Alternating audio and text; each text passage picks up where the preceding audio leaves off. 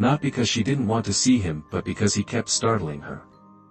Our first thought was that it was related to the pain medication that she was on, but the nurse assured us that it wouldn't cause hallucinations or visions. I know it scared the life out of us, and she entered a hospice a few weeks later, and the vision stopped. Weird, right? We still don't talk about it, that's just how unsettled we all really were. I moved into a rental house last year with my wife. It was built in the 40s, I think. It's an okay rental, but I'd never buy this place. It's a modge-podge of half-assed DIYs, including a house extension. The church across the road owns it, and two of the people there have managed it for a while. I don't know much of the history of it otherwise, even since the first time I toured it. The basement has creeped me out ever since. There's this weird, yellow, half-finished bathroom downstairs in the laundry room that is at least a few decades old. There's also a telephone down there, and the rest is unfinished. There's a creepy chair in the corner that I swear I moved a few months ago. It's on a desk that I swear another chair used to be stacked on top of. Regardless, that's not why I'm making this post.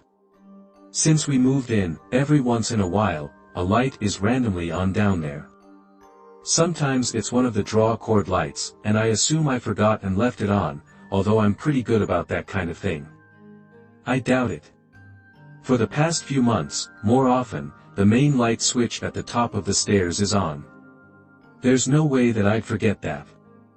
Lately, with us moving out in less than a week, it's been turning on every couple of days, which is more often than usual. I often notice it when I'm outside looking in, which is even creepier. It's worth noting that the switch will physically be up too when it wasn't before. But today, when it happened again, I had a creepy realization: it happens when we're sleeping. I know this because every night, I go to my office down the hall from my bedroom and play games or do work in the dark. When I go into the hallway, it's always pitch black, and I have to turn on my phone flashlight. There are decent-sized gaps under the doors, and I noticed if the lights were on the night before. Yesterday, I caught it again, so I made a mental note that I turned it off in the late afternoon. It turned on after I went to bed but before we went down there again. I also just generally get a bad vibe when I'm down there. When the door is open, a few weeks ago, I left it open a little because my cat wandered down while I did laundry, and I was waiting for him to come up. I swear when I was in my office, I heard the door moving back and forth slightly and creaking, which it normally doesn't do. Nothing else weird has happened in the house on that living floor, but it can be very creepy. The hallway where the door to the basement is, in general, is the absolute creepiest spot.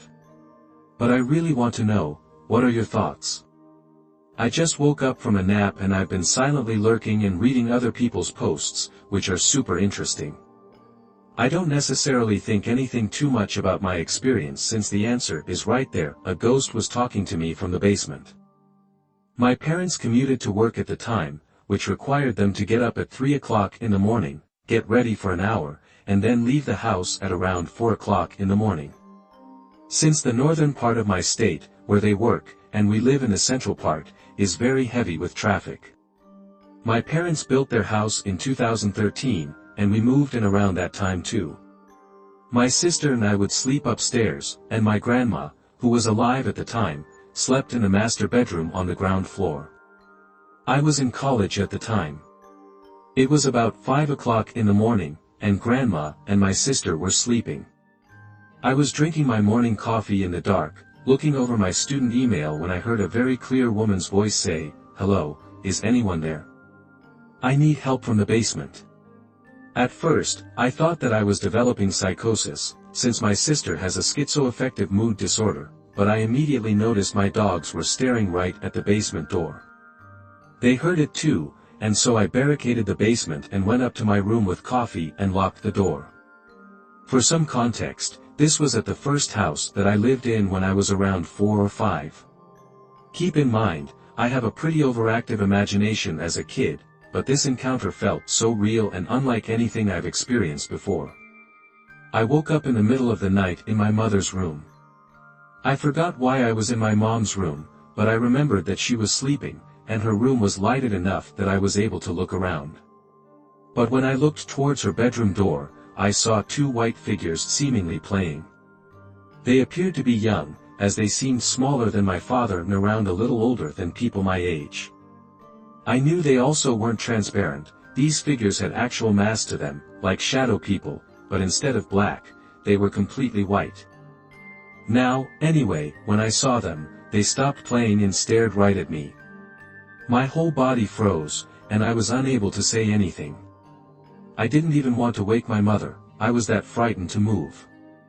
Then, the two figures started to walk to me as excruciatingly slow as possible. As they crossed to my side of the bed, one of the boys reached his hand out to touch me and then faded away just as he reached me. It wasn't until a few years later when I brought this up with my dad, and he told me that he used to see a bunch of ghosts when he was a kid at our house. He grew up in my first house, but he never saw ghosts of two children. He did say that he heard a story growing up that there were two boys that actually died on that street that we lived on. One died falling down the stairs, and the other died in some way I forgot, but he didn't know the boys personally, and that's all I got. I've told a few people this, and they brought up sleep paralysis. I felt like I could move, I was just afraid to move in that moment. I did say that I had an overactive imagination back then, so it is entirely possible that I imagined it all, but it felt so real and unlike any night terror that I had brought up by my imagination. If you have any explanations, that would be awesome, but for now, I'll just sign off on that.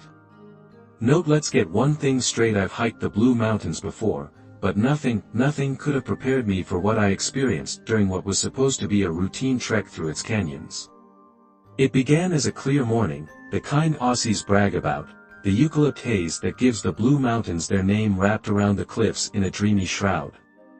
I set off from Katoomba, pumped for a day of solitude and the haunting beauty of the Gros Valley. Honestly, I should have turned back when I first felt that tingle on my neck, the one you get when you think someone's watching you. Being the dauntless bloke that I tend to be, I chalked it up to the chill of the mountain air. Bad call. I missed the trail marker. My mind was set on the shifting shadows between the gum trees, and that's when I got lost. The paths here wind around and double back like a snake. I've trekked them plenty, but today, they had teeth, and they bit me hard.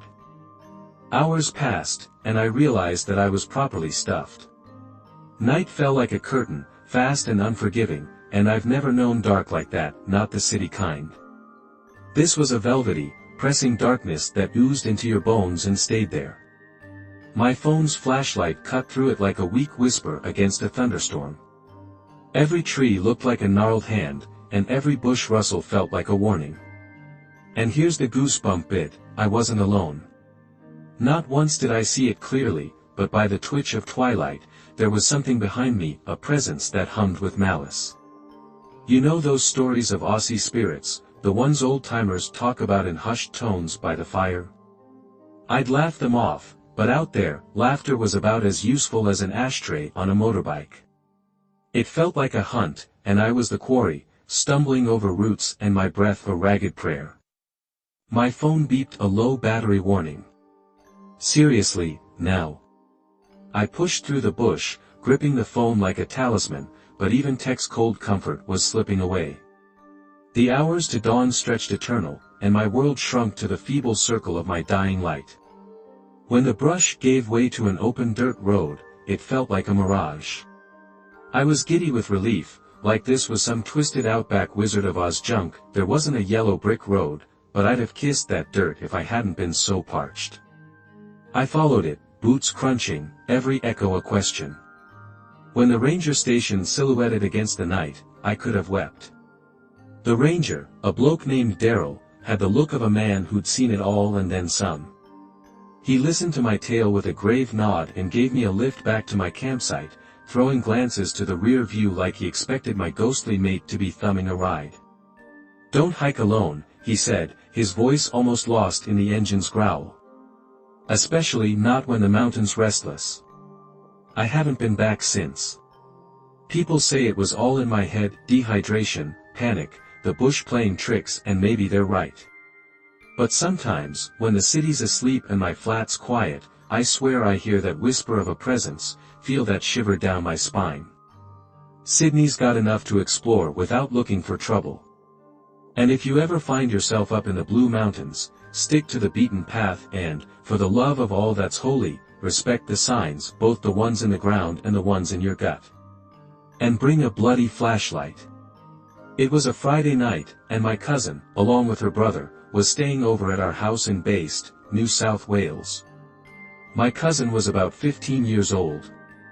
We lived in a 2-story home, so my parents and her brother were downstairs in the den, my younger sister and I were in the living room, while my older cousin was in a spare bedroom getting ready for bed. I was curled up on the couch watching TV when suddenly a loud scream pierced the air. I jumped up and ran to the spare room to see what had happened. My cousin was sitting upright, her face pale. She told me the bed had been shaking, and thinking she was joking, I told her to stop messing around and went back to the couch. 15 minutes later, another scream rang out, even louder than before, and I rushed back to the spare room, yelling, "What's wrong now?" With wide eyes, she said the bed was shaking. Just as I was about to walk away, the bed started moving wildly in front of us. It shook back and forth as if someone or something was gripping it. My cousin burst into tears and jumped off the bed, and the shaking stopped instantly.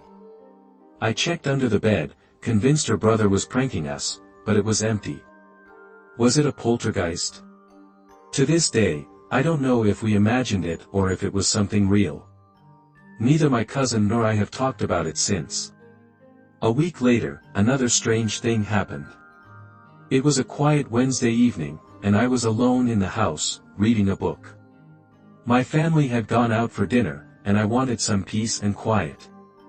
I was deeply engrossed in a suspenseful chapter when I heard faint whispers coming from the hallway. I thought that it was just the house settling or the wind outside, but the whispers grew louder and seemed to move closer. My heart pounded as I put my book down and listened more carefully. It wasn't my imagination, there were real murmuring voices in the hallway. Summoning all my courage, I walked toward the sound. The whisperers stopped the moment that I stepped into the hallway. The hairs on my neck stood up, and a chill ran through me. Over the next few days, strange things happened more frequently. Lights flickered for no reason, doors creaked open by themselves, and some rooms had inexplicable cold spots. We tried to convince ourselves that it was faulty wiring or drafts, but it happened so often that it became hard to ignore. One night, while brushing my teeth, I saw a shadowy figure in the bathroom mirror behind me. My blood ran cold, and I quickly turned around, but the room was empty. I splashed water on my face, hoping that I was just tired, but the image of that shadow haunted me. These events terrified us. My cousin and I were too frightened to sleep alone, so we started sharing a room, and our nights were filled with uneasy sleep and whispered questions like, "Did you hear that?" During the dark, quiet hours, we didn't tell our parents, afraid that they wouldn't believe us or would think that we were just causing trouble. One night, the strange activities escalated to a peak. My family and I were in the living room trying to watch a movie, and halfway through, the lights flickered and the room became freezing. We huddled together, our breath visible in the cold air. Suddenly, the TV turned to static, and whispers filled the room. The whispers grew louder, almost deafening, and objects began moving by themselves. Books flew off the shelves, picture frames shattered, and an old clock chimed radically. In a panic, we ran to the den for safety, and that eerie activity followed us, as if something unseen wanted us gone. In the chaos, we decided that we couldn't stay any longer and packed our things, leaving the house that night. Staying at a friend's place and leaving was hard, but it was necessary for our peace of mind. Weeks later, when we returned to collect our belongings, the house felt different. The unsettling presence seemed to have vanished, leaving a very eerie silence. We moved out soon after, leaving behind what had once been our home but had turned into a place of unexplained terror. That's our story. We don't really talk about it much, but to this day, we have no idea what was really going on. Sometimes, I think it's just better to let these things be. When I was a teenager, like around 13 or 14, one of my mates from school lived in a kind of countryside area. It's hard to describe, we lived in the suburbs, but his area was a little further out and less suburban looking. At the time, this was 25 years ago. I have no idea what it looks like now, by the way. I went to his place to stay from time to time because there was always adventure to be had around his place. One day, he mentioned that there were caves near his house, old mine shafts to be more precise. They were in a kind of national park. I was super interested to go check them out with him, so we planned to go the following weekend, and I'd stay over the night before, and we'd set out early the next morning. The weekend came around, and we set out around 8 a.m. We went to the supermarket on the way to stock up on drinks and snacks and made our way to the caves. The national park was huge and beautiful. It was a great morning for a hike, not too hot and not too cold, with a nice, blue sky and a sunny day. We came to our first cave in the first 20 minutes of hiking. We grabbed our torches or flashlights and went in. It was only short, ending in a small chamber at the far end. Of the chamber was a sturdy, locked cage-type gate. My friend told me that some were locked off due to the very real chance of cave-ins or flooding. Since it wasn't too long and it wasn't too dark, with a small amount of sunlight coming in from the entryway, we took a break and ate some snacks. It was good being out and about. I was never a fan of early mornings, but this was an exception. We resumed our trip after that short break and came across several more similar caves. There were a few longer ones with evidence of people using them for underage drinking, candles and beer cans coupled with shitty teenage graffiti. But these were an exception. For the most part, people seemed to respect the caves to an extent and cleaned up after themselves.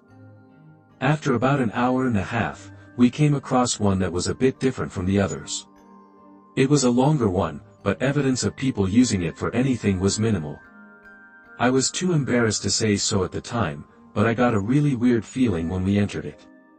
It was weird because we had been in so many, and I felt nothing, but this one just made me feel uneasy. I looked at my mate, and he seemed fine, so I didn't say anything, not wanting to appear soft. When we got to the end where the metal gate was, we found that it was unlocked and open.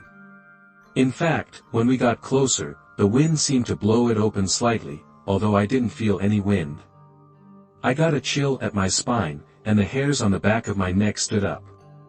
It was like it was inviting us in.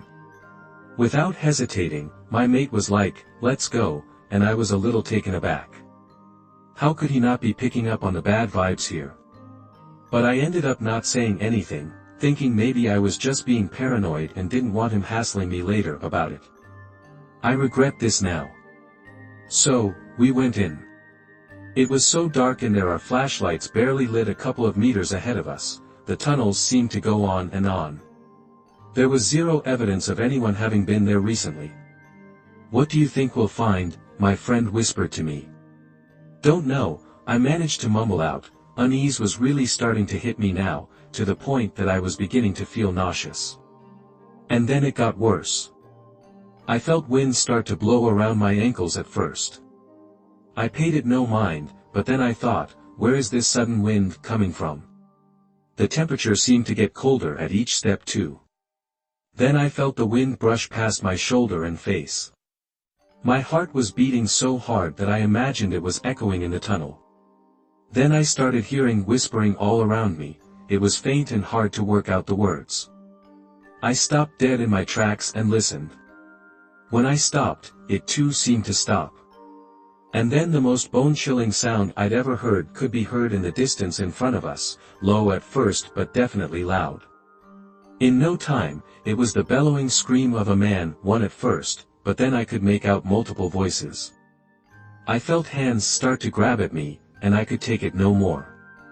I took off in a sprint back towards the exit.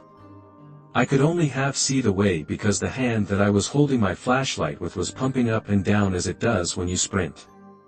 I scraped my arms, legs, and shoulders against the rough rock walls several times, but I didn't care. It felt like I was running endlessly, but eventually, I reached the gate, which I collided into. I thought it would be open still, but for some reason, it was shut. In my panic, I couldn't seem to work out how to open it. Eventually, I managed, and it swung towards me, and I left my mate not far behind me. We finally got out and just kept running until we finally realized that we were out of that tunnel. Upon realizing this, we collapsed in an exhausted heap, struggling to regain our breath. I'm not proud of this, but I also vomited on myself due to the overexertion. It was my only shirt for that weekend, too, and I had to borrow one of my mates while we cleaned mine up in secret because, for some reason, we thought we'd be in trouble. Just before we got up and left the area where we collapsed, I took one look back at the cave. It was kind of involuntary. I wasn't even thinking when my eyes landed on that cave entrance. I swear I could see a shadowy figure standing in the darkness, staring at us. I shot a look at my friend, and he saw it too. I was this close to puking again, but I held it down. We got up and hurriedly left the area. That was enough adventure for one day. We went back there a year or so later for nostalgia's sake, also because we felt bigger and tougher. That particular cave was heavily locked off with no trespassing signs on it, threatening hefty fines, probably for the best. Thinking back, teenage bravado makes young boys do stupid things sometimes, and we may not have escaped so easily a second time. This happened about 4 years ago, when I was 17 and living with my aunt. For some background, my aunt, my friend, and I are all very spiritual and believe in ghosts. So anyway, I can't recall why, but I was grounded. My friend, let's call her C, wanted to come hang out around 6 p.m. She came by, and we practically begged my aunt to let us go to McDonald's with C to get a drink. After a lot of bribing with promises to clean the house, she said yes, but told us to be home in 15 minutes. So C and I hopped in her car and went to McDonald's. But of course, being 17, we took a detour on the way home and stopped in a nature strip, basically, a dirt strip with some houses that led out to, well, nature. Anyway, we pulled up, opened our car doors, and turned the car off to chill and just talk. We started saying how we both felt weird, like there was a presence in the car with us, but we kind of brushed it off. At some point, my car door slammed shut, and I mean slammed, not like wind. C laughed and thought it was me until she looked at me and I was still facing her with a shocked look on my face.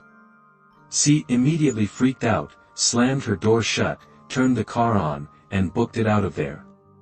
While we were driving out, I said that it still felt like something was with us in the car. Immediately as I said that, I screamed and said I felt a cold hand on my thigh. And as soon as I said that, the light above us on the road went out, as perfectly timed as we drove under each. At this point, we were zooming home to tell my aunt.